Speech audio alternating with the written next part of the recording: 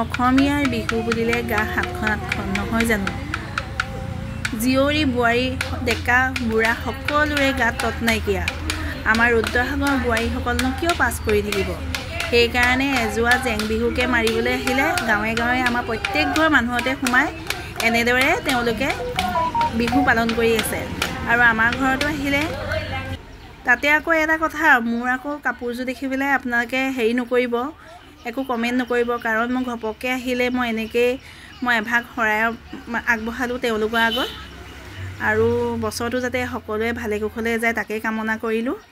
আৰু যদি মোৰ ভিডিঅ'টো ভাল লাগিলে লাইক কমেন্ট শ্বেয়াৰ সাবস্ক্ৰাইব কৰি দিব